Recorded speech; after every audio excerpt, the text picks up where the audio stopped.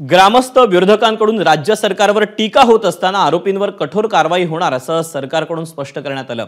तर हत्येचं राजकारण होता कामा नये अशी प्रतिक्रिया भाजपचे नेते प्रवीण दरेकर यांनी दिली आहे। राज्याचे प्रमुख म्हणून माननीय मुख्यमंत्री महोदयांनी आणि दोन्ही माननीय उपमुख्यमंत्री महोदय शिंदे साहेबांनी या ठिकाणी स्पष्ट केलेलं आहे की कुठल्याही आरोपीला पाठीशी घातलं जाणार नाही, ज्याचा थेट प्रत्यक्ष अप्रत्यक्ष किंवा दुरान्वयाने थोडासा जरी संबंध कुठं जोडत असला या प्रकरणाशी तरी सुद्धा त्याच्यावर कडक कारवाई केली जाईल।